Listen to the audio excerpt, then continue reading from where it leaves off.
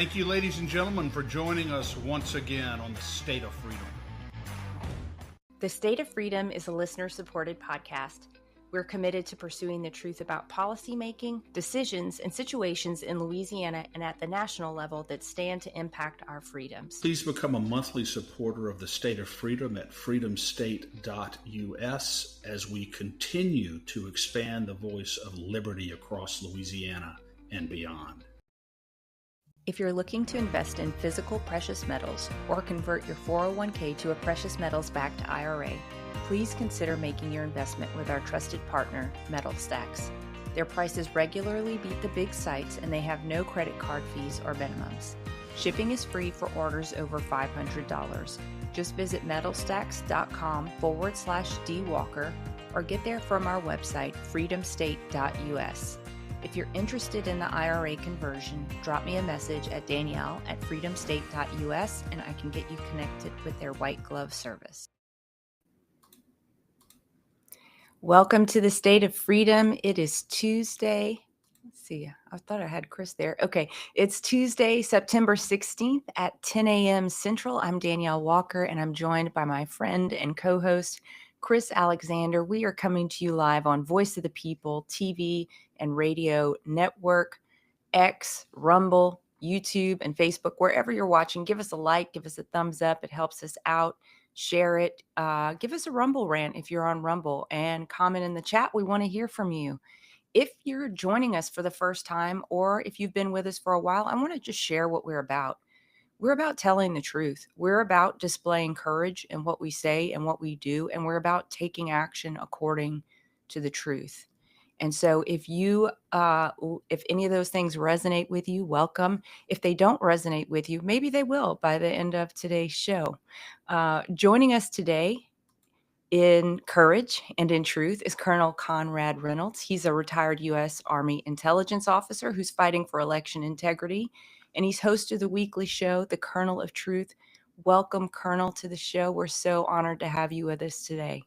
Well, thank you for having me. It's an honor. Absolutely. It's our pleasure. And let me get into the scripture of the day. It is Philippians chapter 1, verse 27 through 30. And it says, this is the Passion Translation. It says, whatever happens. Oh, and it's Apostle Paul writing to the church at Philippi, and he was in prison at this time. It says, whatever happens, keep living your lives based on the reality of the gospel of Christ, which reveals him to others. Then when I come to see you or hear good reports of you, I'll know that you stand united in spirit, in one spirit and one passion, celebrating together as conquerors in the faith of the gospel. And then you will never be shaken or intimidated by the opposition that rises up against us. For your courage will only prove as a sure sign from God of their coming destruction, and that you have found a new life. For God has graciously given you the privilege not only to believe in Christ, but also to suffer for him. For you have been called by him to endure the conflict in the same way I have endured it. For you know, I'm not giving up. And Paul was, like I said, Paul was writing this letter to the Philippians from prison. He was imprisoned for preaching the gospel of Christ Jesus' kingdom. And as I think back over the last couple of days, obviously the assassination of Charlie Kirk has been so just shocking, and it's challenged me personally. I'm sure it's challenging you.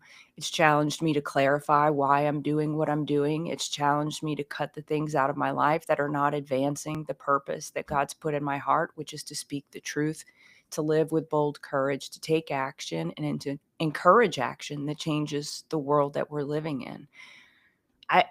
I don't know about y'all, but I feel like a fierceness has risen up inside of me even more strongly than before, defiance against evil, and an unwavering commitment to the truth, which is firstly the gospel of our King Jesus, and secondly, the truth and the reality of the world around us.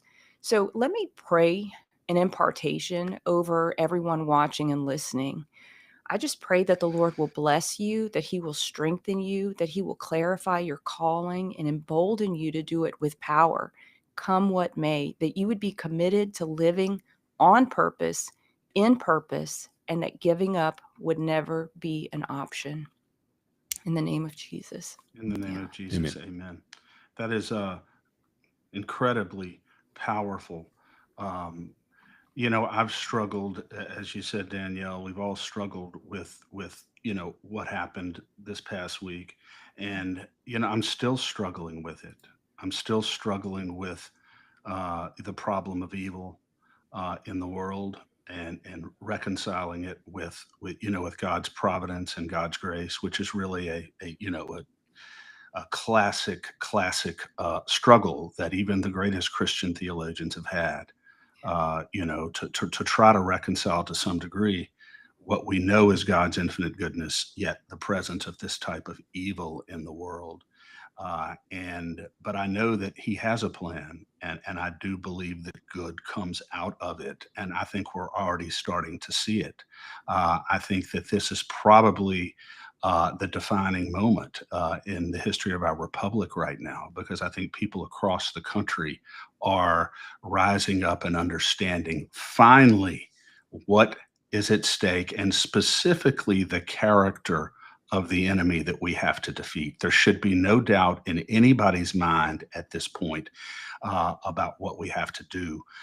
And someone who has been doing that, relentlessly and consistently is Colonel Reynolds, who, as you said, is a longtime military veteran, decorated combat veteran, by the way, and also served for a long time in military intelligence. There's no one better to have on our show today. And Colonel Reynolds, it's such an honor to have you with us for a little while today on the State of Freedom, sir. Well, thank you for inviting me. It's my first time on the show, and I've heard a lot of great things about you guys. So thank you for having me. Yes, sir. Thank you.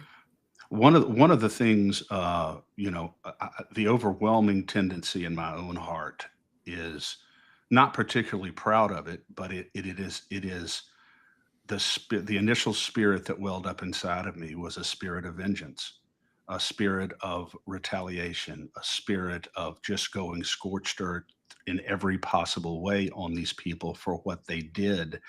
And my initial reaction, even though I'm trained as a constitutional lawyer and I understand the importance of free speech, I put that momentarily on the back burner because I had such a rage about the way these people reveled in glee over the assassination of Charlie Kirk. And I was struck by your admonition on that very issue that you posted recently about how we have to be very, very careful not to engage on the far other extreme and perhaps over correct this by passing these, hate speech laws or in any way suppressing speech that is constitutionally protected. And I thought that was such a timely admonition. Talk a little bit about the importance of nonetheless preserving the core right of free expression in our country. Well, the freedom of speech, obviously, the First Amendment, speaks for itself. That's why they put it first. You got to have freedom of speech. We've got to have that. We don't need the government coming, I believe, dictating exactly what we can and can't say. But I think that what you just said a second ago resonates, and that is people have woken up. They see what is going on. We are in a battle here. There's no question about it. But it's the delusional world versus the real world, truth versus delusion. And before, we were living in a world in the last 4 years, 5 years, or even longer, where we were all just made to shut up.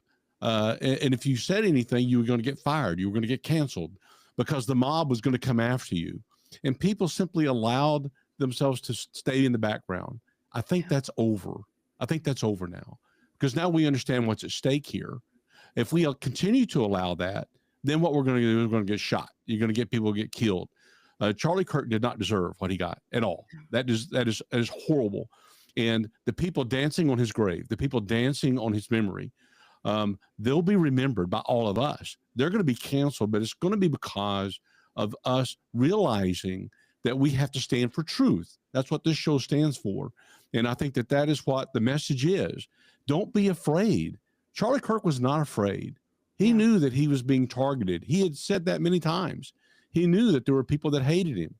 But now we really see evil versus good. We really see it. And that's why it's such a shock, because now everybody understands what we're facing and how we're going to beat it. And you beat it with truth, but you don't do it with hate speech laws. That's just that's my opinion. Yes. And so we're gonna keep fighting for that. Yes. Well, but and one of the reasons why we don't want to institute hate speech laws is because at that point the government becomes the arbiter of what is hate speech and what isn't, and that is an extraordinarily dangerous precedent. You know, Robert Jackson, who prosecuted at the Nuremberg trial. I know you know this, Colonel Reynolds. He was a Supreme Court justice, prosecuted, and he said, when you violate the constitutional, when you violate core due process, even for these atrocious Nazi war criminals, when we do not give them due process, a trial, and a conviction, we are creating a poison chalice that ultimately will reach to our own lips. And that's why I thought what you said about this, and I'm sure that your overwhelming instinct as well was just to go scorched earth, was just because some of the things that I saw on this, Colonel Reynolds, were so vile, so despicable, so evil that I mean, I've seen a lot of bad things in my life, but this absolutely stunned me, that these people would have given themselves so completely over to the dark side, so completely over to evil, where they are celebrating the death and the tragic death in front of his family of a man who did nothing but express his opinion in a peaceful way and invite dialogue. That is what is so heartbreaking about this. It is extremely heartbreaking. I agree with you. Believe me, I had the same emotions that you and probably everybody else watching this program had. Yeah, you want to go scorch earth. Your instinct says, I must destroy this enemy. I must destroy this evil. That's the instinct that we have. But we're a civil society, and we are a nation of laws. And so we have to back up a little bit, because that's why we are the greatest nation in the world. I've seen other countries, Great Britain, Germany, that are using these hate speech laws. They're starting to go down that road to restrict you saying anything. And the question is, who makes that determination? And so I think that we don't need to go down that road. And that's why I think it's important that we keep free speech, we keep our First Amendment, and we continue to speak the truth. And it doesn't mean that these people who say these things, there's not consequences. There should be consequences for their actions. All of these people who are getting fired, believe me, I don't feel sorry for them a bit. Nope. At all. Just because, they can say what they want, but there are consequences to that. Very well said. And I want to embolden these corporations and companies to do the right thing. And the right thing is you don't want people like that representing your country. Get rid of them. And so I support that. And I think that's the route that we need to take in this country. Yes. And that it should not be, but we have to make the distinction that it is not based upon a constitutional violation. It's based upon violation of their own protocols with respect to how people associated with those agencies or those companies are supposed to conduct themselves. And that's the basis for the action against them. It's not because of a constitutional violation. And we always have to remember that, the First Amendment to the Constitution exists not to protect the speech we like, but it exists to protect the speech that we hate, or otherwise it doesn't mean anything. So anyway, we don't need to beat this anymore, but I just was very taken by your very thoughtful post on that issue. And I thought it was very timely, and it spoke to me. Well, thank you. Thank you very much. Yeah. And it's an important conversation to be having, because people do want to pile on. And I'm in agreement with you. We can cheer on their firings all day long, but they shouldn't be hauled off and arrested unless they're inciting violence. Correct. And to me, that's the line, right? That's the point at which it clicks over from being free speech into being something else. Absolutely. Agreed. The clear and present danger doctrine. Right. Exactly. Yeah. That's where it comes in. Yep. Colonel Reynolds, Yeah. With your former intelligence hat on, do you get the sense that the FBI has the right guy or is on the right track if there's some kind of bigger operation behind this 22-year-old? I think they're on the right track. There's a lot we don't know. I mean, Yeah. there's a lot of speculation out there. Uh, I think that we just need to be a little patient and allow the FBI to do the work. I have worked for many FBI agents, the ground agent. They're great people. And believe me, they want to get to the bottom of it as much as you and I do. So I don't see a bigger picture at this point.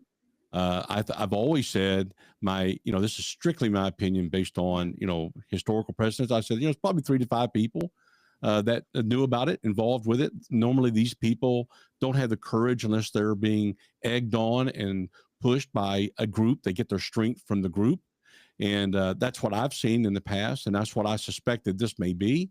And I suspected it was somebody from that side of the world, the transgender world or the gay world. It appeared to me that may be the hate had to be so bad that this young man, this 22-year-old man, was willing to take that risk to kill this guy. They hated him 100%, and they were being egged on though by other people. The real question is, what did they know and when did they know it? It appears that some of them knew beforehand because of some of the posts that they made. Like, guess what's coming? It's going to be, trust me, it's going to be a big thing in the next few days. So they all had knowledge that this was, several of them apparently had knowledge that it was going to happen. Now they can always claim that they just thought it was a joke. But that's going to be for law enforcement to do a full investigation to find out. There may have been people that helped him. Who knows who wrote the messages on the bullets? Maybe each of them wrote one.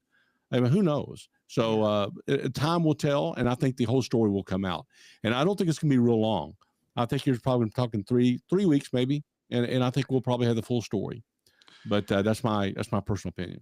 What do you tell people, Colonel Reynolds, who have lived through, and even if they haven't lived through it, certainly understand the history of our government not being completely truthful when incidents like this happen? The JFK assassination, the COVID epidemic, where we were lied to and things were covered up left and right. I think the general respect for our government now is at historic lows, particularly among conservatives. Many don't believe anything the government says. What would you say to them within the context of this investigation of Charlie Kirk, and that we can have confidence in what the government is doing? That's a great question. And I would just say that Kash Patel was a personal friend of Charlie Kirk's. If you don't think that he wants to get to the bottom of this, I mean, I know he does, and I know that Dan Bongino. These are good people. These are people of character who are in the leadership positions. Again, there's a lot of people that work in the FBI, but I do not think for a second that they're going to somehow skew the evidence to protect anything. I think it's going to be completely transparent. I really do. Now, I would not have said that about other people. Of the other administrations. I mean, James Comey, there's no way in the world that anything would have been transparent. I mean, and people saw that when you saw Hillary Clinton had a server in her basement that was getting code word classified information, and she was not punished.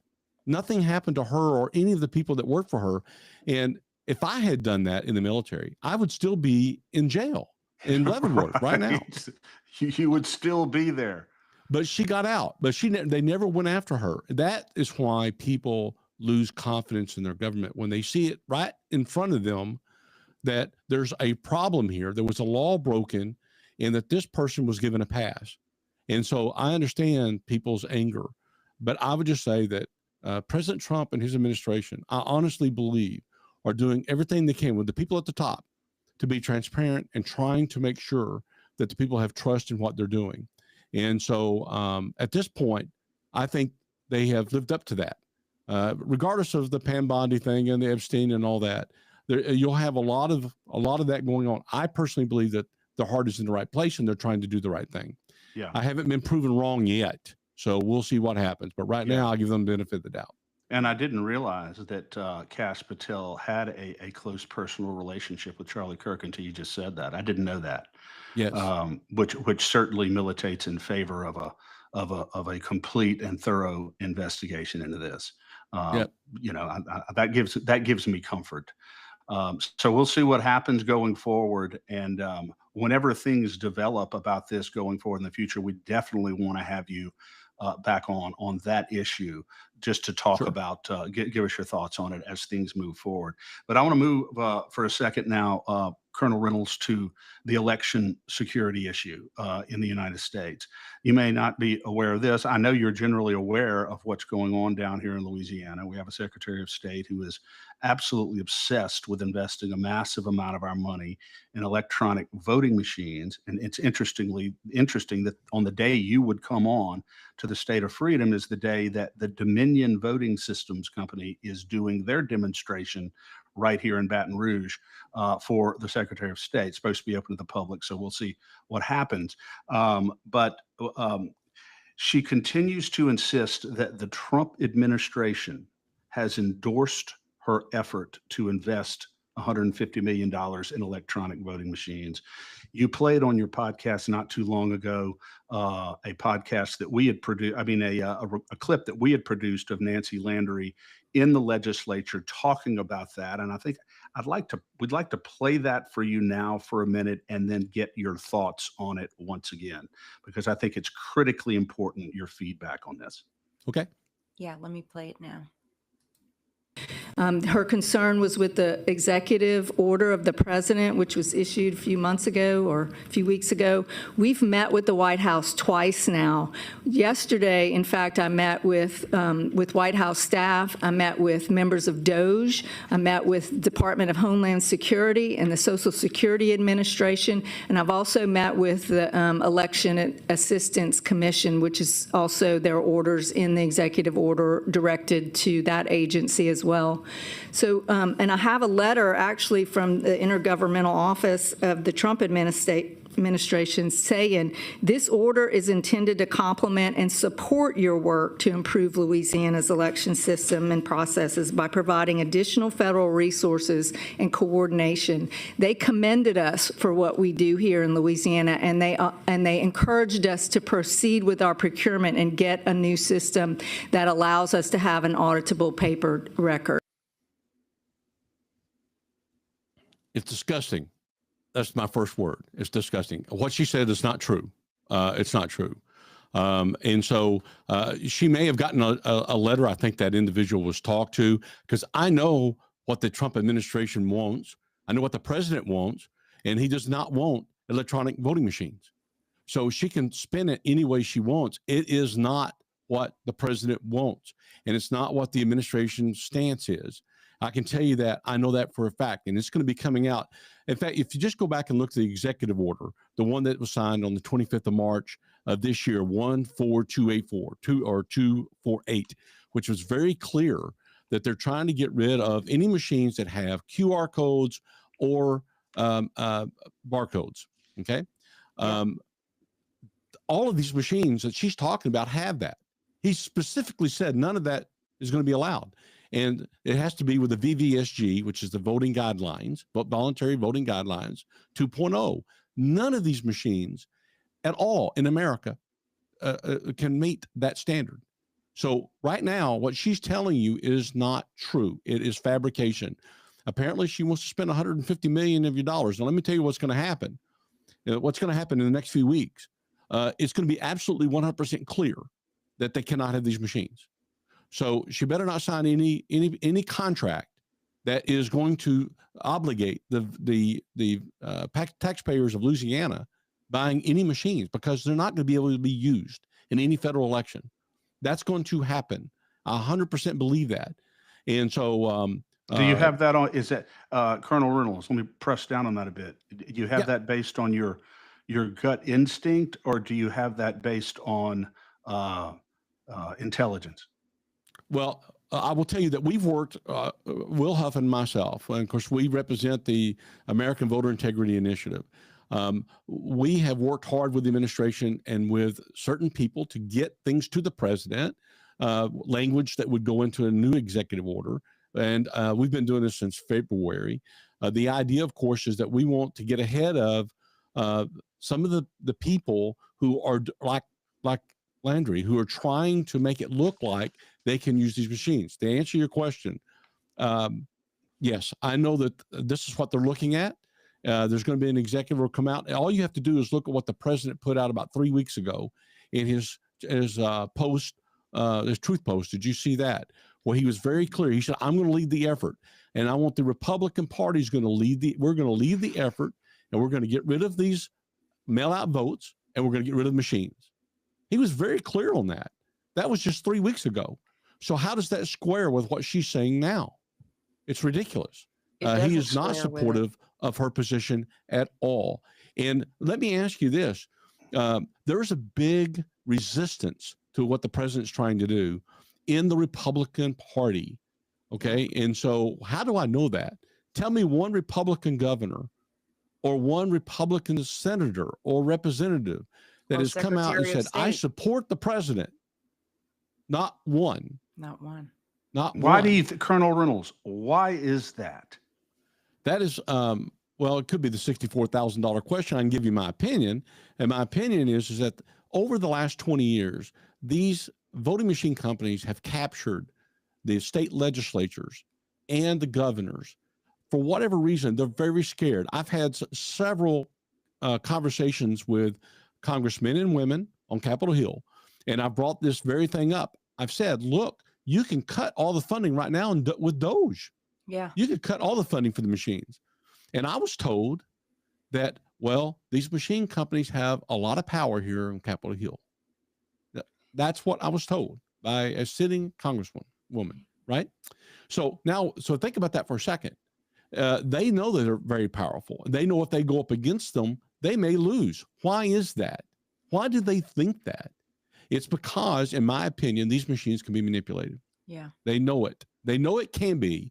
They just know if they play the game, they'll stay in office. If they don't play the game, they won't. That's my opinion.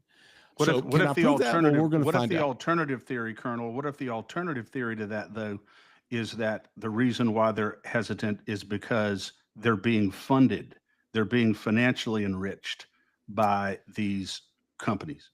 Well, we know that these companies, they underwrite the Secretary of State's organization, and they know they underwrite them. They all go in for a big, conference, and their gold and platinum sponsors are these machine companies. We know that.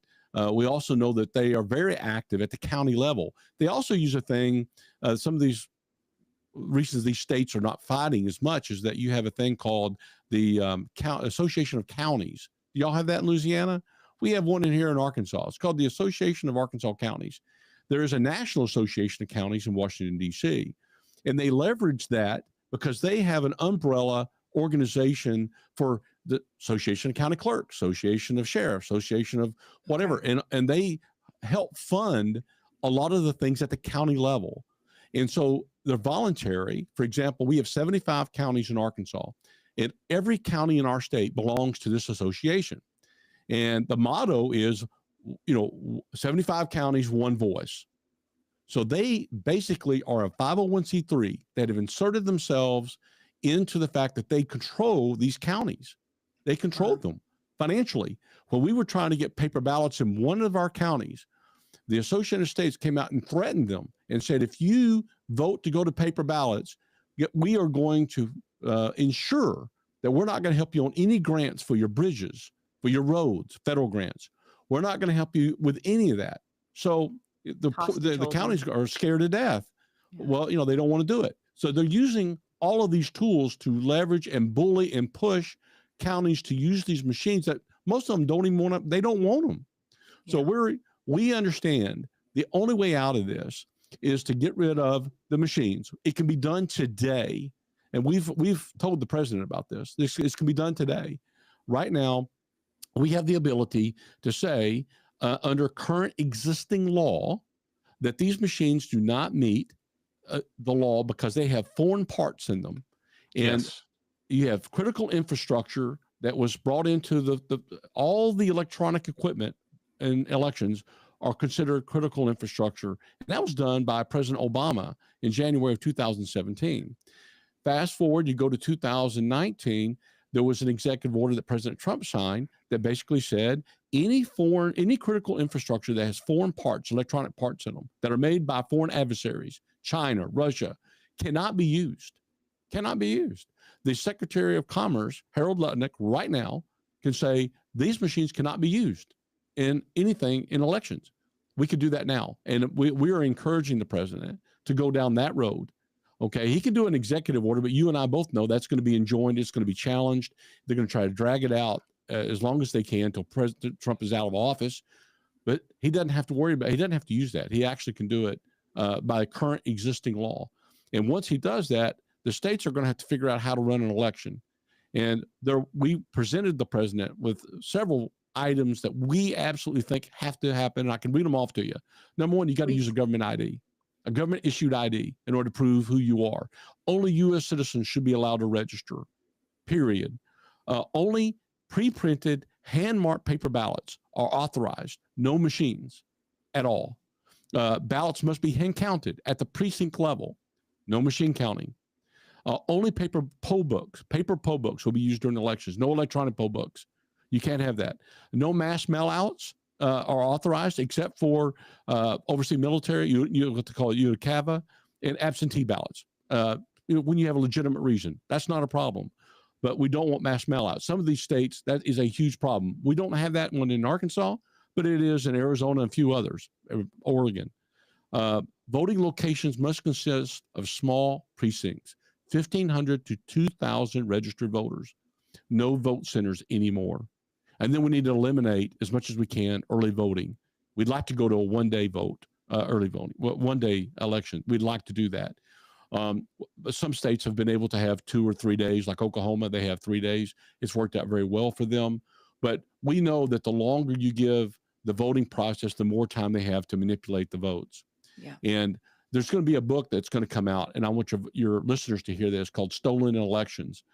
It's by Ralph Pizzulo. It's going to come out in October. It's called Stolen Elections. It is extremely important that you read this. And I think you ought to take the book down to Landry and have her read it. You will see quickly why these machines cannot be trusted. None of them. Yeah. And it gives you the origin. It shows you the very beginning of how all of this started and how the coding that goes into these machines was originally written and why it's still there today and all the vulnerabilities that it presents. It's really an amazing book. And I know the guys that are in it, and the guys that actually did the investigation, the guy that did some of the human intelligence work, recruiting some of the people that actually wrote the original code that's still being used in our machines today. Wow. Yeah. It's very important that people understand that. Yeah. And Last Colonel question. Reynolds, hold on. No, Chris. let me ask him this last question, Danielle, on this, and then we got to go on. But so Nancy Landry was specifically questioned in the Senate Governmental Affairs Committee here in the last session. Said Senator Blake McGuez said, "You are committed to the fact. I just want to make sure we have this on the record that assuming we go forward with electronic voting machines, there's not going to be one component part in whatever machine vendor you use that is manufactured in a foreign country. Can you commit to that?" And she said yes. So my question to you, Colonel Reynolds, is there any current electronic voting system manufacturer on the market that does not derive parts from foreign countries? No. There you go. No. Yeah. And all of that is going to come out. You're going to see that in the next few weeks. You're going to see, in my opinion, you're going to see a report that's going to come out that will completely document the things that I've just said. And it will be very in-depth about the vulnerabilities that these machines have, the parts that exist in them, and the fact that there's no way absolutely to know we have a fair election. There's no way. And so we have to go to a system that's completely transparent and open. And the only way to do that is a hand-marked paper ballot. All of that is hand-counted. all of the experts, and I've interviewed all, not all of them, but probably the vast majority of them on my show. I mean, we're talking people that they're not from the same political persuasion as I am. Yeah. It doesn't matter. This is not a Democrat Republican issue. This is an American issue. We need to make sure that our vote counts and that it cannot be manipulated. But right now, we don't know that. There's selections. It appears there's selections, not elections.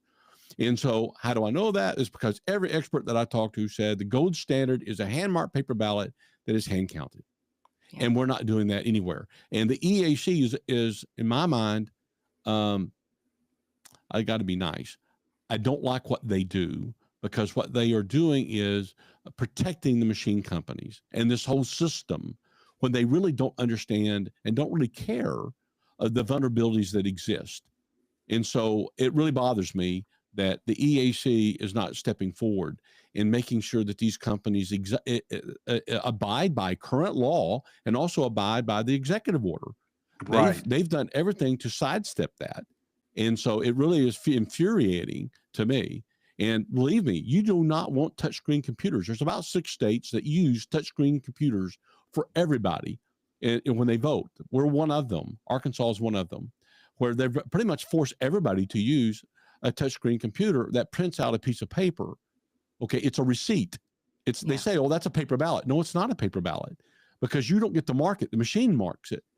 And then we expect the people to do what is another cognitive ability, to be able to proofread, to make sure that all the names are people that they voted for. And even that can be manipulated, because the tabulator that counts that piece of paper can't read English, can't read text. It can only read barcode.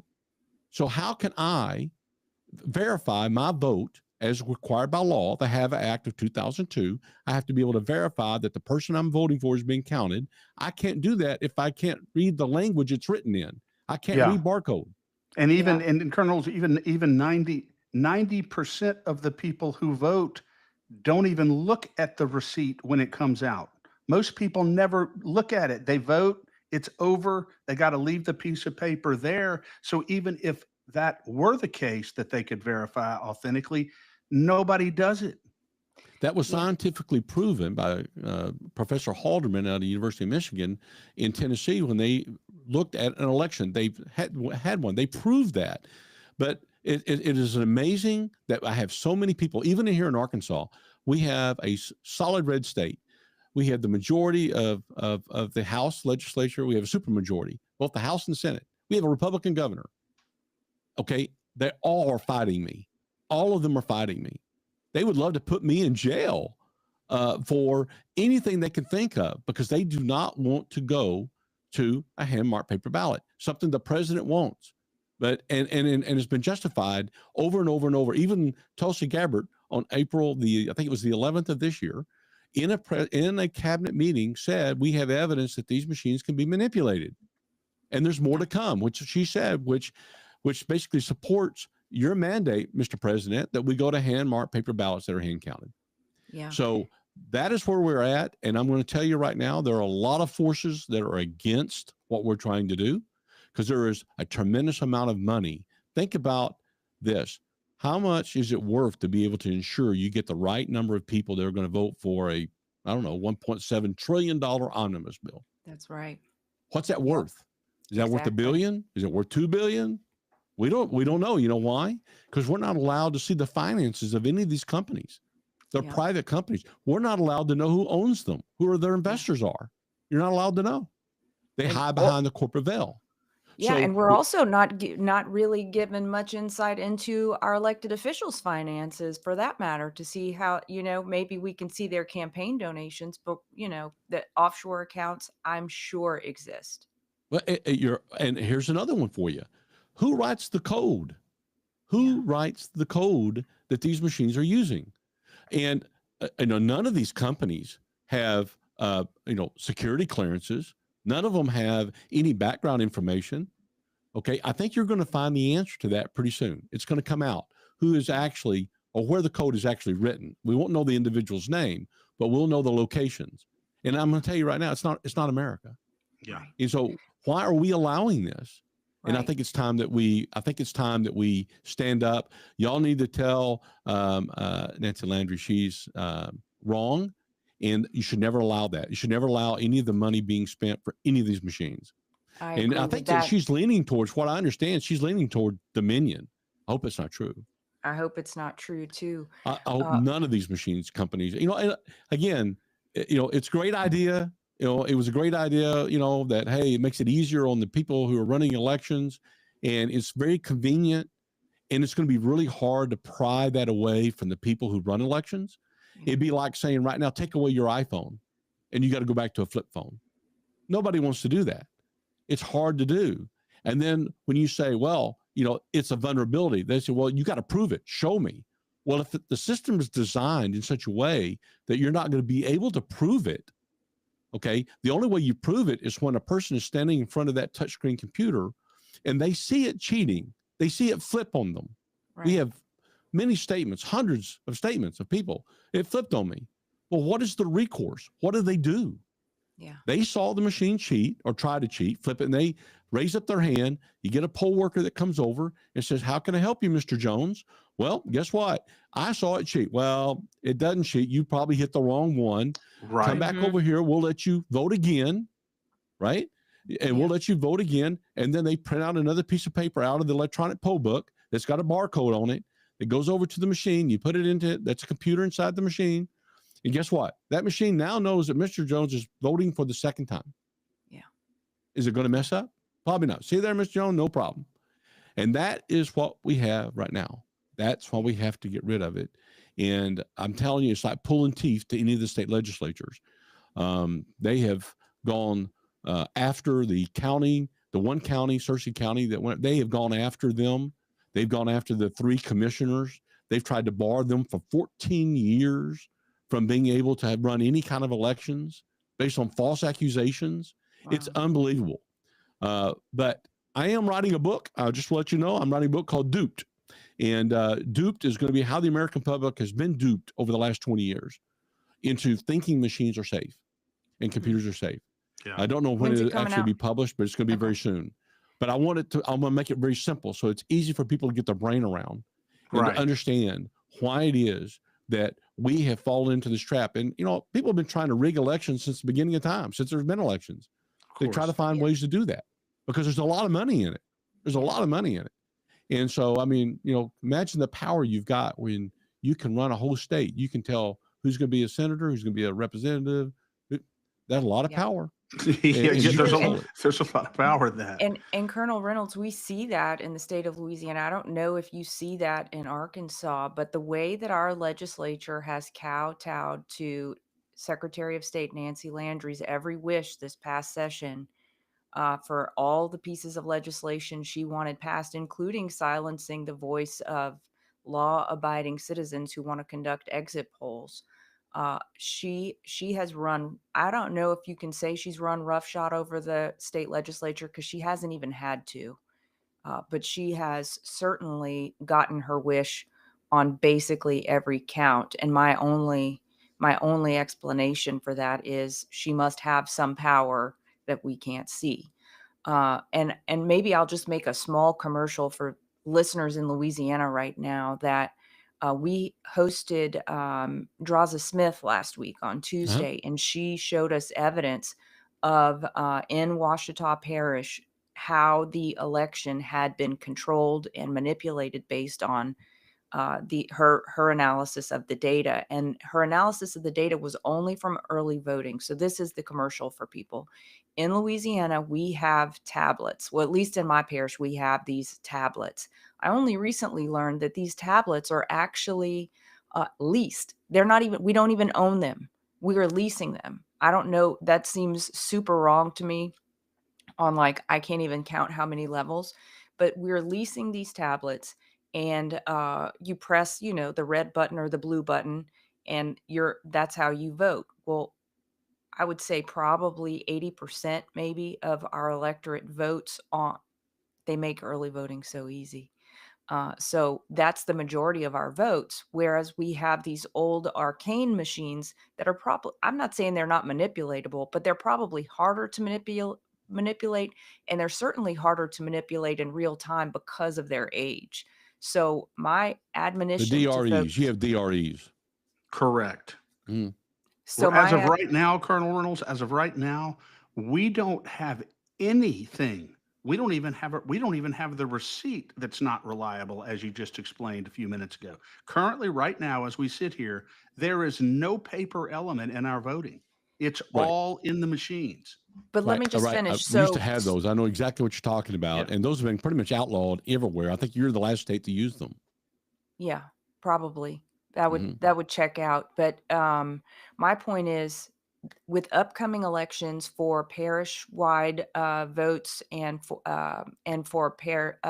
municipal votes that are coming up in October, do not do early voting. If you have to, do a mail-in ballot, an absentee ballot, and if you can at all, vote in person on the day of, because I really truly believe that what's early voting is really just hammering us and getting us nowhere. I mean, it's getting us the opposite direction we want to go.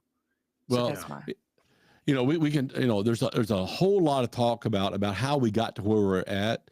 And, it all started back in 2000 with the presidential election with George Bush. I'm thinking, the hanging chads, but they were blaming paper. It wasn't paper. It was the problem, yeah. during It that was the time frame. machine technically. It was Yeah. the hang, but there is the video I want you to watch if you get time. It was done by Dan Rather, and he did it in 2006. Have you seen that video? I think we have. I think I have seen that. We've tried to push that out to everybody to look at it, but it was the people who worked at the paper company called Sequoia, right? Sequoia Paper Company, and they made the paper for Broward County, and the paper did not meet the specifications of the kind of paper. In order to have a punch out, the paper has to have a certain tensile strength to be able to, when you hit it, it pops out. But Mhm. that paper did not. That paper was done, and none of the supervisors, they all knew something was wrong. And none of them in the plant, we're talking the paper plant here, said, I'm not going to sign off on that. I don't want to have anything to do with it because something's wrong here. But the supervisors, the people who own the plant, went ahead and signed off on it and sent it anyway. And it went to Broward County, and that's where they had all the problems.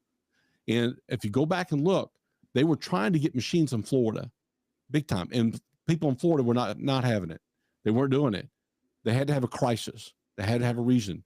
And Dan Rather's report in 2006 that interviewed all of these people who worked at the plant, it is absolutely enlightening because you can look at that and go, wow, that is probably what they did. What they did was they created a crisis in order to be able to bring in machines.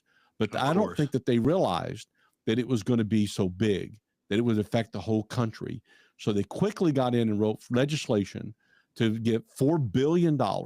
And they wrote the HAVA Act to be able to get machines in every state if they wanted them, right? They didn't force them. They just said, look, we got all this money. We'll give you new machines, make it convenient for you. And that's what they did. And so all the states then started doing it. And there was a lot of things behind the scenes. But, one of the things, do you remember the name Chuck Hagel? Yeah. I do. Chuck Hagel. Was it Nebraska?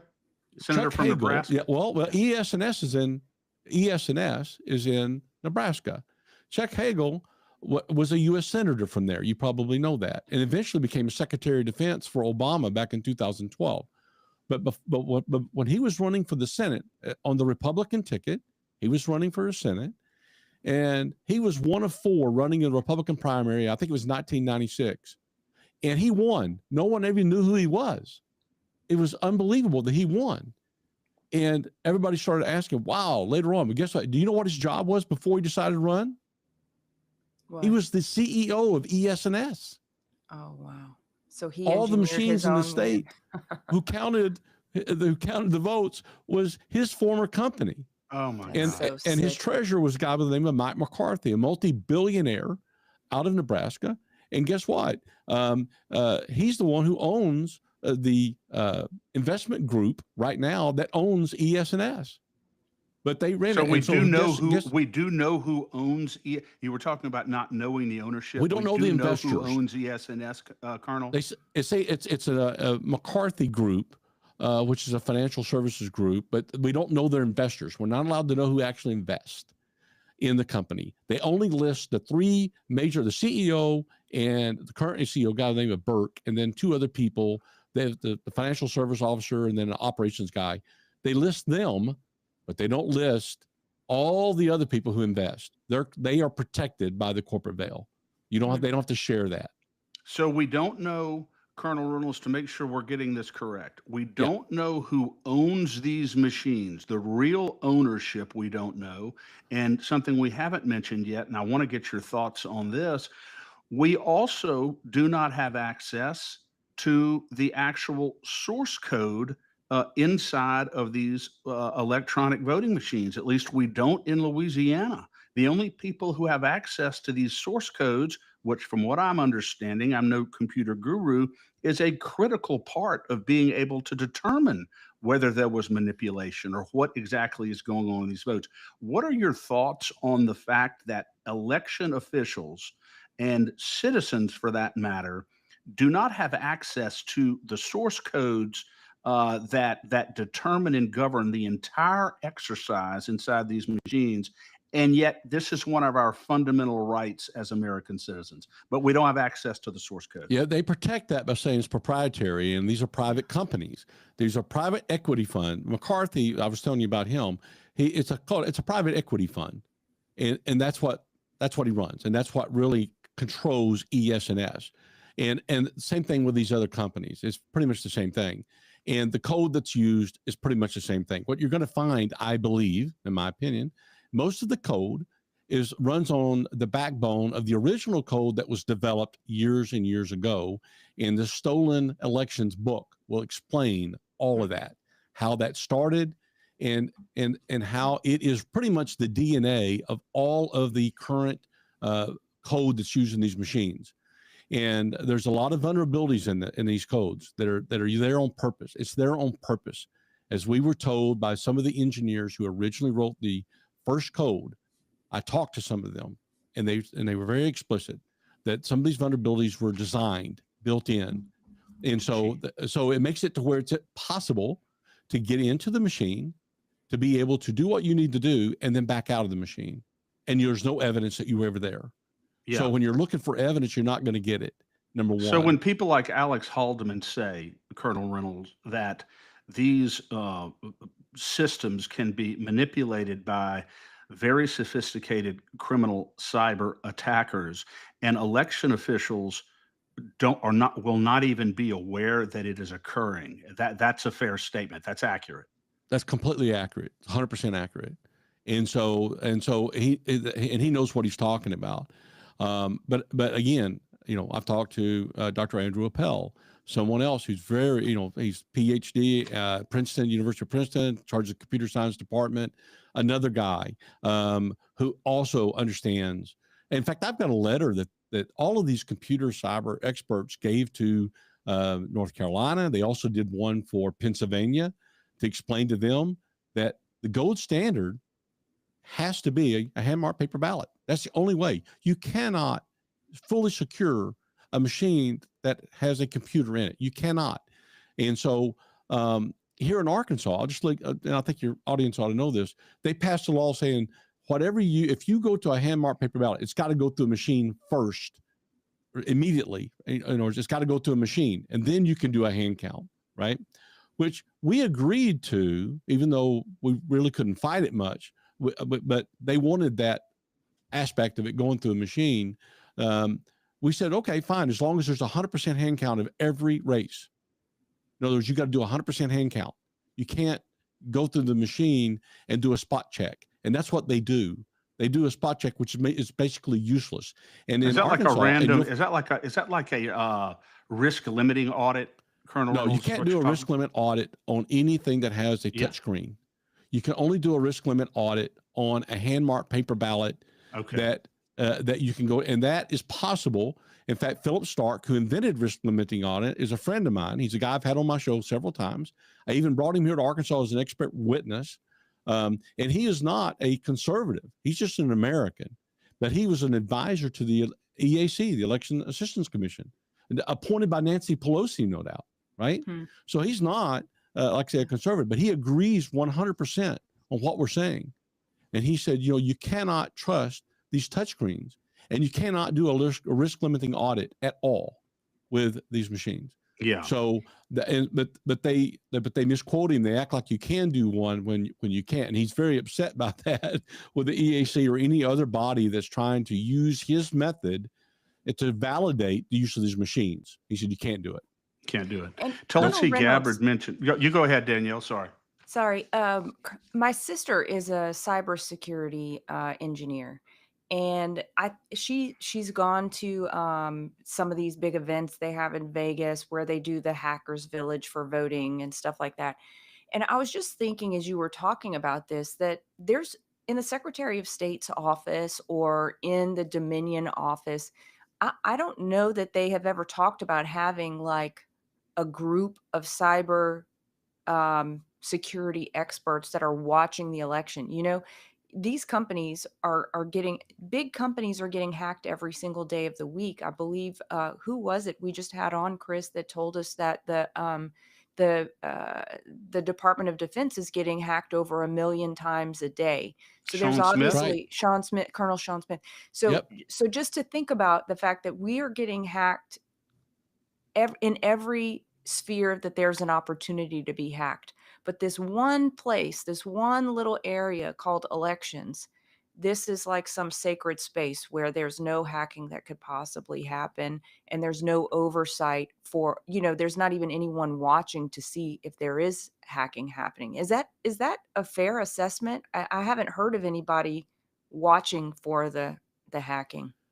No, there is none, and I think Sean Smith is 100% right. Norge, and outside hacking is a real threat to all of our election systems. But be honest with you, I'm more concerned about the insider threat. What's baked? I'm what's already more baked. concerned about inside threat of manipulating our elections. I really am, and I think You're talking about the people, Colonel. You're talking about the people, Colonel, who are ostensibly administering the elections on the inside. No, I'm talking about a process where the people who are administering elections have no clue. They just know what they've been told. They repeat everything that they've been told. Oh, we got to do a logic and accuracy test. It shows the machines are safe. They believe that. They don't have a clue what that is, but they believe it. They believe everything that they've been told by the machine companies, but they don't use critical thinking when, just like you said, why can't we see the code? Why can't we know who wrote it? Why can't we have outside groups looking at that to make sure? But they won't allow it. Yeah. But yet they blow it off. They just believe what they've been told. And I believe that the vulnerabilities that exist can easily be sold. I mean, for example, if you develop a back door into a program, you could sell that to somebody. So why wouldn't we want to know who wrote it? We would want to know what country wrote it. Where's it coming from? If it's being written in Serbia, okay, as an example, if you're a Serbian and you're an engineer over there and you're writing the program, if you put in a back door that no one else knows about, and you could sell that to somebody. Yeah. And no one would know. And then they go, oh, well, they're not online. That has been proven to be false. Yeah. And that there are other ways to communicate other than being online. We know that. And so you're going to see all this. I'm telling you, it's going to come out in the next 2 to 3 weeks. In my opinion, you're going to see all the vulnerabilities that exist, why we cannot use these machines. And there cannot be one congressman or one senator after they see this report that's going to be coming out that will show the vulnerabilities, can sit there and say, well, we still want to use them anyway. If they do, they need to be voted out. Sit there. Yeah, they shouldn't even be allowed to sit there because we don't have any way to verify that they were put there legally in the first place. So again, exactly, they say exactly. If they say they're air gapped, they're not air gapped in the sense that we're talking about. I mean, okay, there are many countries that think that their systems are air gapped, but we were able to destroy. You got thumb drives that go in every one of these things, right? So there are other ways to communicate that have not been revealed yet, but you will find out probably in the next 2 to 3 weeks. And I think it's important that people understand that when you have a machine between the voter and the final count, you can never be assured that your vote was counted. You can never be assured. And so this idea that we can, for convenience sake, is ridiculous. and we must Yeah. reject that. And any Secretary of State who says you got to do that, we're not going to do hand counts. Well, then you need to quit. You need to resign. Yeah. Because we did it for 200 years. I think we can do it again. Yeah. And that's just the cold hard facts of this matter. And so, Colonel, when they come yeah. out, when what you say is coming out, when Mhm. it comes out in the next 2 or 3 weeks, right. and every election official, every Secretary of State in the country, and everybody who is playing in this field sees this, if they continue to push for this, does that rise to the level of malfeasance in office? Yeah, because they're going to be given, not only the evidence, they're going to be given a direct order that you can't use these machines in federal elections for sure. Now what? You're going to run 2 parallel elections? You're going to use machines that have been proven to be untrustworthy? Are you going to do that? Assuming Colonel Reynolds, that we have not actually invested this $150 million in these machines, when this order comes out, when this information comes out, at that point, Nancy Landry, I don't think she has plausible deniability even at this point because of what people like you and so many others have been saying. But clearly, she would have no plausible deniability at that point to go forward with this investment. That's correct. And it's a misuse of taxpayer money. 100% misuse of taxpayer money. Yeah.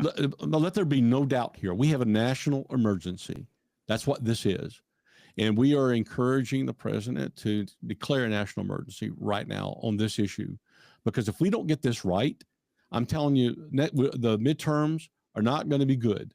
And we need to fix it right now. I mean, we only have a few weeks. We don't have months. We don't have years. We have weeks, maybe a few weeks that we have in order to get this done, because states have to prepare to be able to have a primary. Probably, the earliest primaries are, I think, the 3rd of March when they first start out, and people early vote starting in February. We need to fix this now. And so I think that the national emergency that I just talked about, I think that you're going to hear more about here very shortly. You Excellent. said, Colonel, that there's a real concern about Venezuelan foreign interference in our elections. I think you said something recently about it, and I think you discussed it recently. Considering that, and also Tulsi Gabbard's statement recently that there has been foreign interference in our elections, and that these electronic voting systems are highly manipulable. How does that tie to Venezuela? Who specifically is doing the manipulation in these electronic voting systems? Right. Well, the key about Venezuela, and again, you're gonna read about it, read the book Stolen Elections. You'll see how all of that got started. You'll understand how that plays into our current election system. Again, when you develop the prototype, you develop the GNA, the type of coding that is required in order to be able to manipulate machines. That is the genesis of it. That's where it started, and it moved on to other companies. And that is what you're going to see. So what Venezuela is important because it's the one country that actually used it and started it and developed it. And then it branched out and it went to other companies. It went from Smartmatic to Sequoia to Dominion and then to ES&S. And all of these companies, again, tend to use what appears to be the very same type of manipulable coding that can be altered, that can be changed. One of the ways you can get around this, by the way, is if you have a hand-marked paper ballot that a person actually marks. We know that 99% of voter intent is captured on a hand-marked paper ballot. Okay, maybe 1% makes a mistake, but most people recognize if they've made a mistake on a paper ballot, right? Yeah. If you hand count it, then you're going to be able to determine. In other words, we know that's the best way. That's the way to do it. And so a hand-marked, hand-counted paper ballot is the gold standard. It has to be done in every state. I guess that's pretty much where. And Venezuela and all the machine companies, they've built their model on this coating that was designed back in and initially designed in Venezuela, and it's kind of like a cancer. It's gone to all three of them. There's a lot more here to it. I could spend hours explaining all of this to you, but I will just tell you, have hope. Your viewers need to have hope. I think it's going to come out without question, so that everybody is on the same sheet of music. You can't really argue the facts that will be presented, and then people like your Secretary of State, she will be a fool to buy machines after this comes out. And she Excellent. should be prohibited. I mean, every That's state what I was gonna legislature say, should be saying, no way are you going to spend our taxpayer money now that we already know what we know. Yeah. And Colonel, the recent actions by the Department of War off the coast against Venezuela, do you think those have anything to do with elections, or do you think they are actually specifically targeting fentanyl traffickers, drug traffickers? I think the two things could be true. I think that the drug trafficking is very important. That particular country has gone to a narco terrorist type government, who've captured that government, the legitimate government. And I think that a calculated decision is being made as we speak on what to do with Venezuela. But it is a narco regime, make no mistake. And we know that. And I think that's why the harsh actions are coming out right now. I don't know what the future plans are going to be for Venezuela, but if I were a betting man, I would say that things are going to change in Venezuela for the good for the people of Venezuela here very shortly. Amen. I Mhm. pray it's true. I hope so. Yeah. I don't know how much more time we have, but I would like to talk a little bit about, if we got a second here, about Heritage Foundation. Yeah. Yes, please. Because I think that this is something that really bothers me, because I like the Heritage Foundation. I think they've done some great things, and I think that they are a conservative organization. They've proven their value over the years. But one area that I don't have a lot of confidence in is their scorecard, the scorecard that they give for election integrity. And people say election security. It's not security at all. They're not looking at the secure nature of any of these machines. What they're looking at is each state and the laws that each state have in order to conduct elections. That's what they're looking at. And it started in 2021. That was the first scorecard that came out. And it's done by Hans von Spassky is his name. I'll just call him Hans. He's a long-time election guy, been around many, many, many years. He came up with this scorecard, but the problem I have with it is that the very first year, the very state that got number one out of 50 states, number one, you know which state that was? Was it Arkansas? Georgia. Georgia. Oh, excellent. They got number one. Out of We're all up the there. problems we saw with Georgia, they got number one. And your state has always been in the top 10 with all of the problems you have with DREs. So crazy. Yeah. Crazy. It's so It makes crazy. no sense. But yet in our state, we've been putting a lot of pressure on our state legislature and our governor. And guess who's number one this year? Arkansas. How about And then that? they made a big deal out of it. They came on TV. They said, we're number one, election integrity, election insecurity, trying to thwart our effort to get paper ballots here. And Colonel, how do you appears- do a comprehensive evaluation of the security of a voting system that is an electronic-based voting system when you don't even have an IT expert on your staff? I heard last night that Heritage Foundation right now is trying to find an IT expert.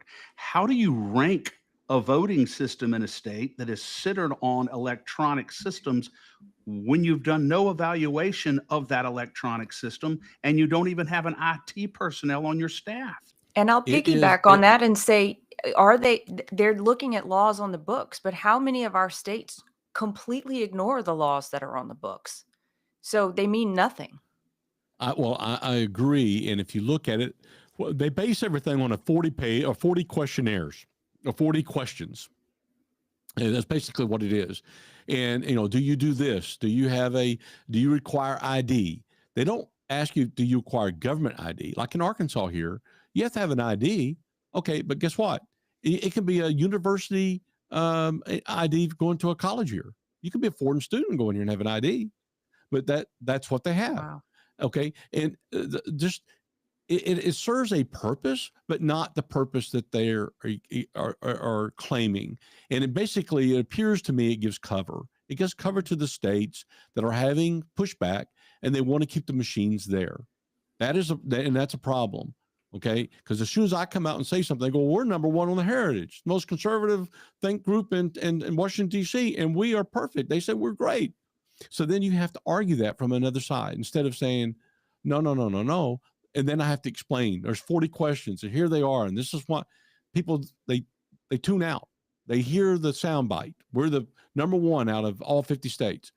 So it is a way to give cover, I believe, and so we're going to try to address that at some point soon. But I learned early on, and I told President Trump that we've decided we cannot push strings from the bottom. We have to pull them from the top. It has to come from the presidential level. And if we don't get it done now with President Trump there and the other people in his cabinet, whether it's DHS or DOJ or ODNI, we're never going to get it done. So we think that this is the window of opportunity, and maximum pressure has to come out on all of these governors and these secretary of states to get rid of the machines. And that's what we plan on doing. 100%. You've already answered the question, Colonel, about what we could expect coming out in the next 2 or 3 weeks. I was going to ask you about that, but that's very, very comforting to know that we should be getting something in the next 2 or 3 weeks on this in the form of an EO. Also looking forward to reading your book on this. It's great. It's a great book. I'm telling you, it'll knock your socks off. But anyway, it'll come out later. Well, you have to just be in touch with us, and we'll have you back on to preview the book when you're ready to publish.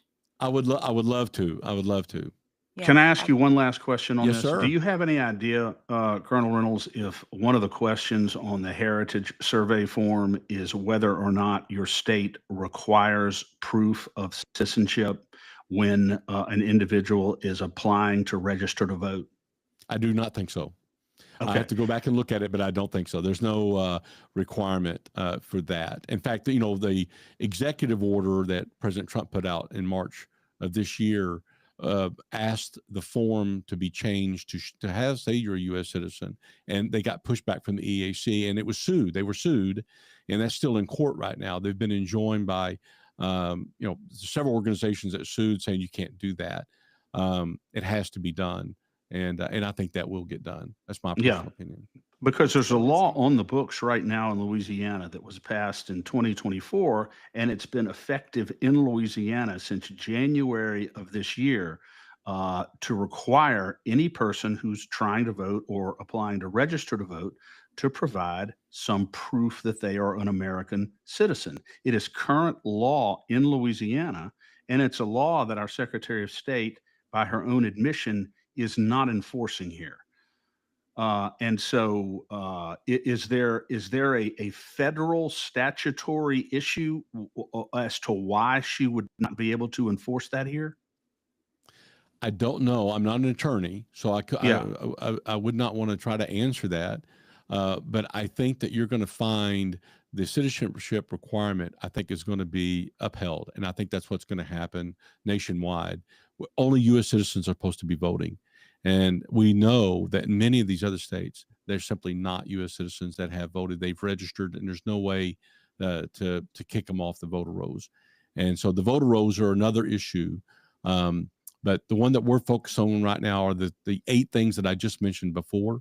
I think it's very important. If we get that, we're 99% there on having safe and secure elections.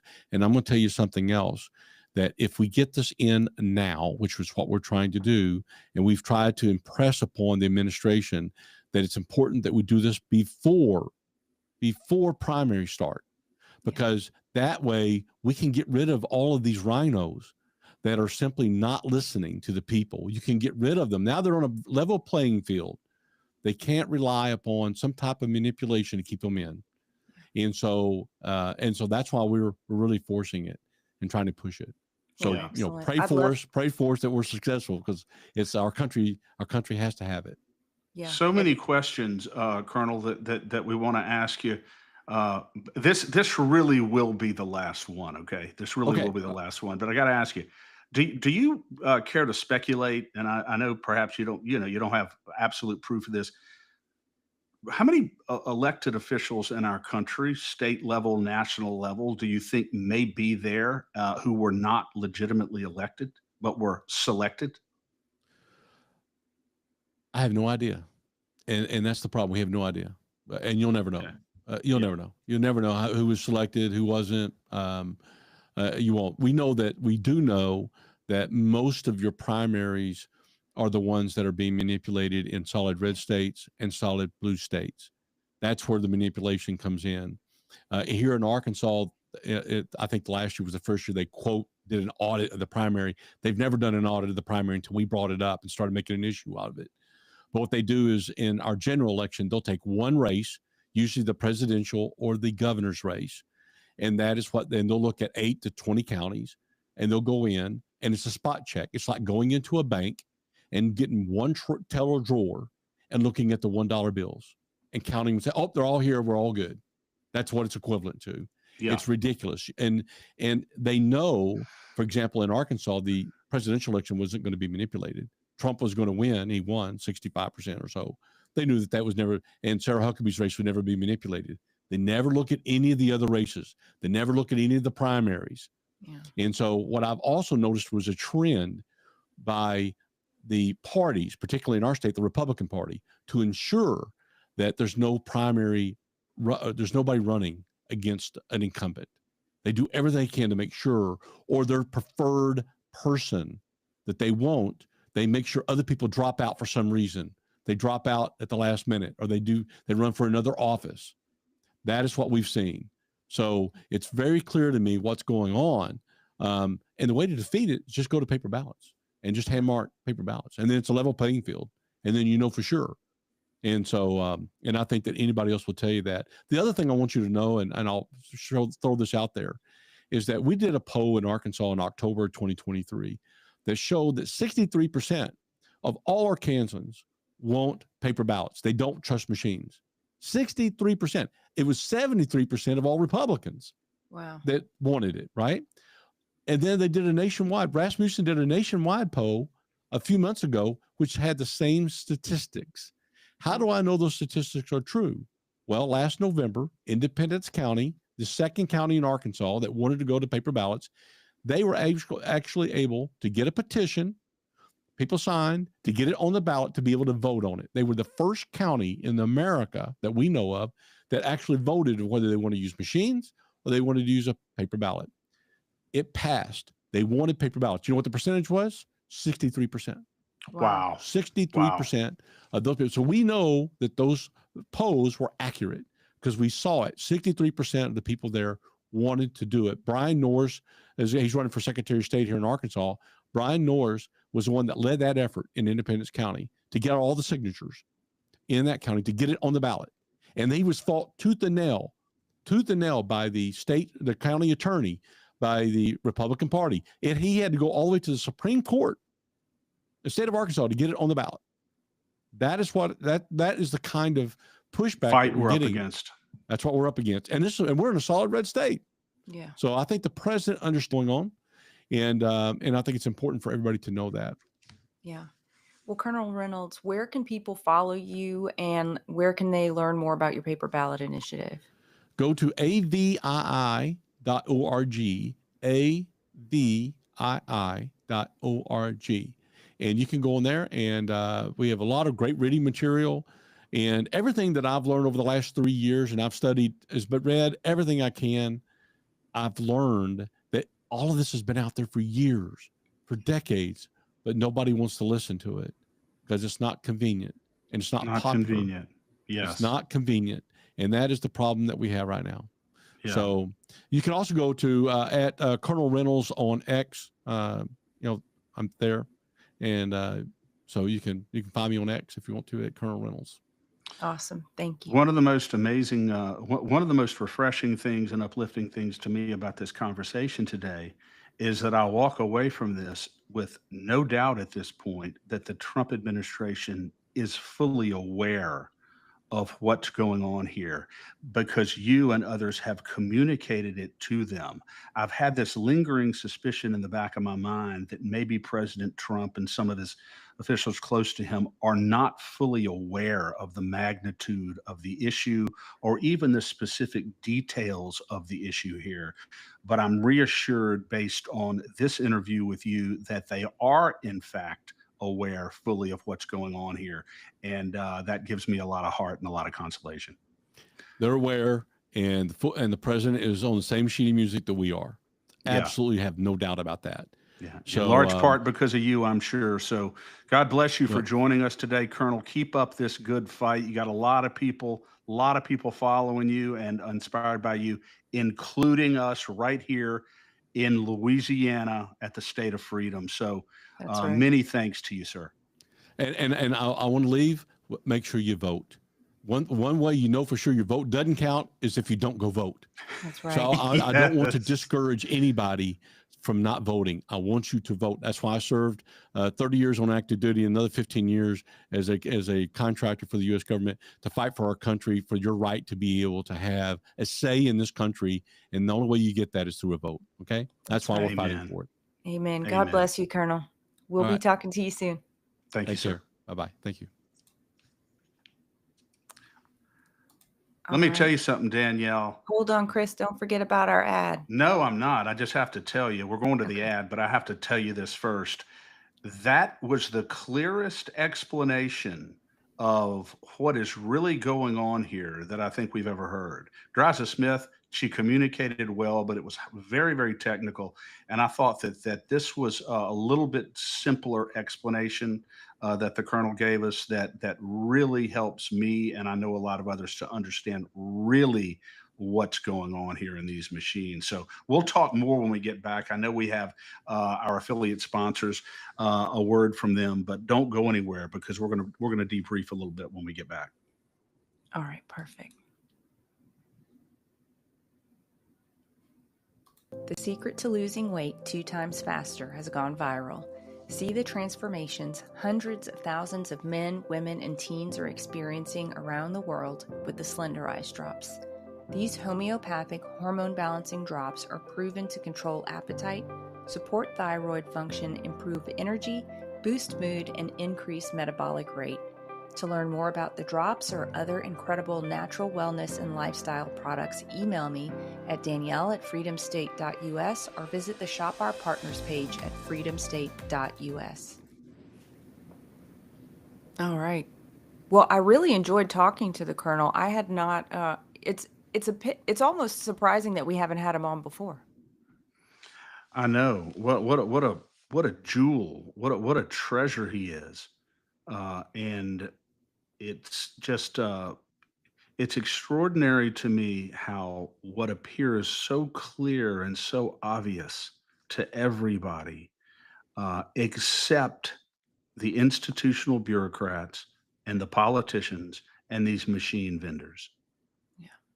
Yeah, You know, absolutely. I appreciate the level of thorn in the side he has committed to being to the politicians in the state of Arkansas, and I think we're committed to the same level of being, you know, a great irritant to them until they bend to the will of the people.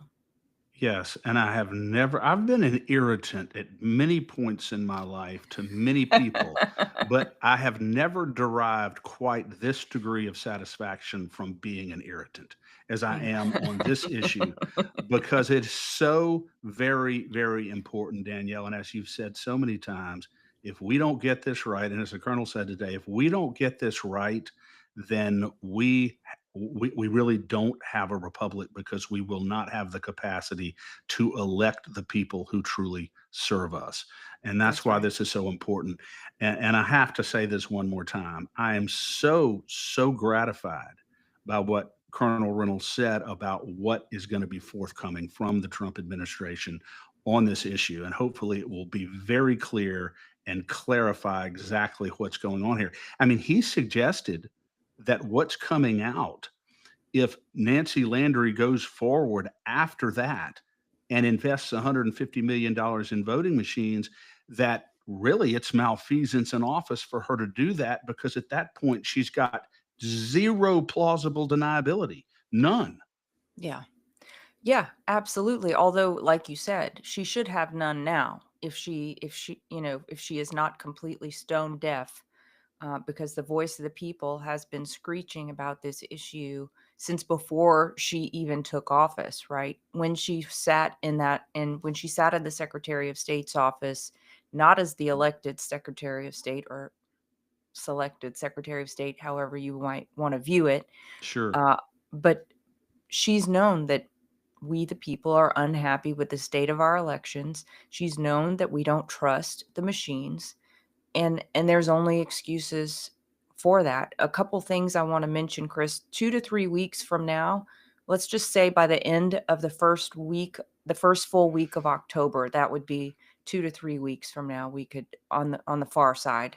So I pray that that's the case. The other thing I wanted to mention is, could you just bring out, Colonel Reynolds was talking about the statistics of people who wanted paper ballots versus machines. Wasn't Secretary of State Nancy Landry talking about some statistics that didn't have any backup to them at a Yes. recent meeting you were at? I'd Yes. love for you to bring that out.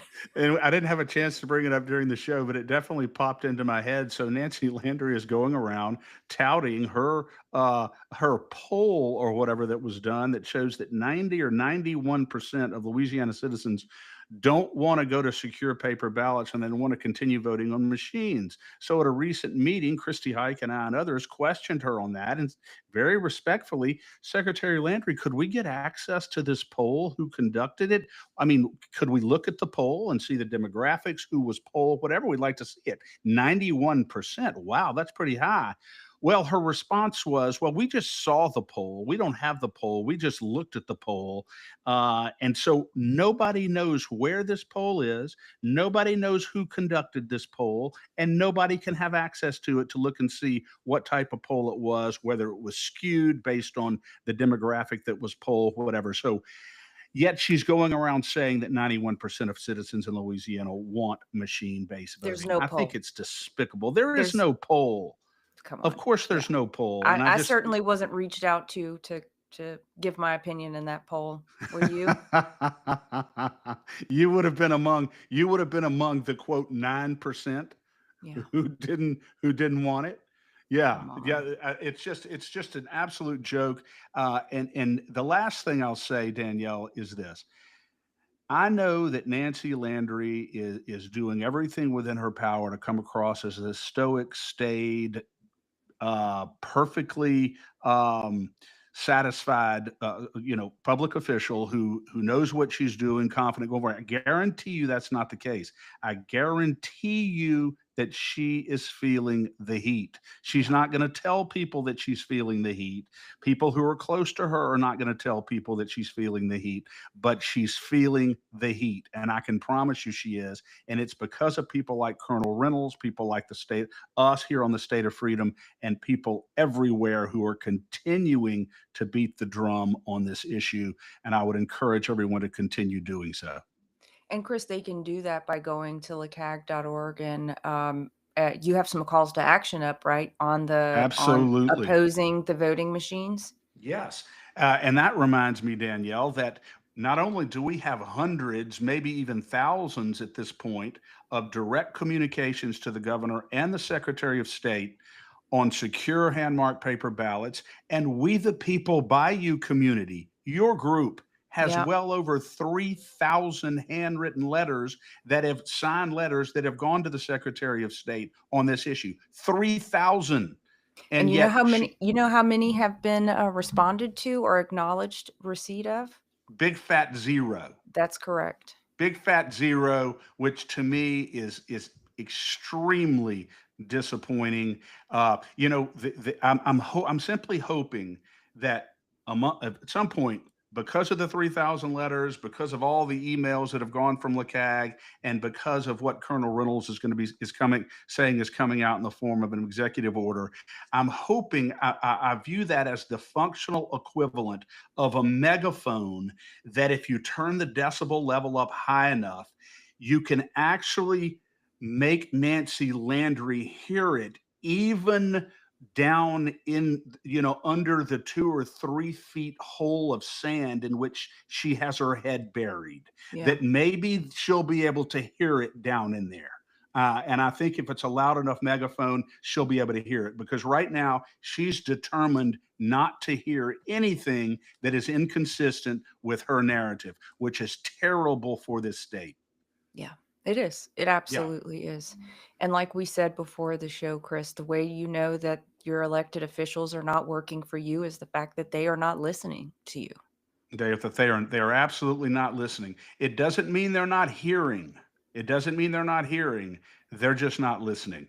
But as we continue forward with the state of freedom, Danielle, we're going to continue to beat the drum on this issue. I know in your view, and in my view at this point, it is the single most important issue we face in our state. We're going to continue moving forward, and the state of freedom is determined to continue to expand our voice so that every citizen in the state of Louisiana knows about the state of freedom and can listen to our podcasts and be informed about what really is going on. I don't believe you're going to get, for instance, I don't believe you're going to get what we got today on any other podcast in the state. You're just not going to get the truth like this anywhere else, and not just on this issue, but on many, many other issues. So I can't emphasize enough. Please subscribe, please share, please donate to the State of Freedom, and please advertise on the State of Freedom, because I can assure you, if Danielle and I believe in something, whether it's your product, whether it's your vision, your idea, nobody will be able to sell it, promote it, if we believe in it better than this show right here. So give us a shot. Our rates are very reasonable. Give us a shot to advertise for you, and we think you're going to be pleased with the results. That's right. And also support the work of LeCag. I know that your fearless partner, Katie, is already at the Dominion voting demonstration. And along with many other patriots from across the state, I hope that they are being not maybe vocal in their displeasure. I hope that the Secretary of State is there and witnessing some great displeasure from, we the serfs, the villagers, the peasants, as she probably views us. Right, the peasants. Look, I've never been so honored. I've never been so honored to be called a peasant. Yeah. I mean, that means we're on the right side, speaking the truth, right? Yeah. Yeah. We are speaking the truth. And just a couple of announcements before we go, Chris. I know you are heading off to the Dominion demonstration after we get off of this. So thank you for going and representing us there alongside Katie and many others. Tomorrow, a reminder, we will be back, or I will be back at least at 10 a.m. Central on For the Love of Freedom. I'll be joined by some dear friends, Stephen and Candace Crothers. They are missionaries to a remote village in Honduras. We'll be talking about how they have followed God to the ends of the earth. And then Thursday, Chris, you'll be back here with me. We will be joined by Dr. Mary Talley Bowden to talk about the MAHA agenda's progress and will we ever see accountability for COVID? So great stuff coming up this week. We hope to see you back here, same time, same place. God bless you. Keep marching forward to victory, Danielle. And as you always say, we are not proceeding toward victory. We are proceeding from a victory ultimately that has already been won for us. And as long as we are faithful instruments, we will consummate all of our efforts in a powerful, powerful, long-standing victory that is going to affect not only us now, but the next generation. And that ultimately is what it's all about, what we leave to our kids and our grandkids. And That's it right. makes this fight so very worth it. So God bless you, Danielle. Love you. And we will reconvene soon. And inveighing, we shall go. Yep. God bless you, Chris. You too. Hey, Danielle Walker here. I'd love for you to check out my online boutique, Lux Lion. My mission for Lux Lion is to showcase innovative African designers and sustainable mission-driven brands.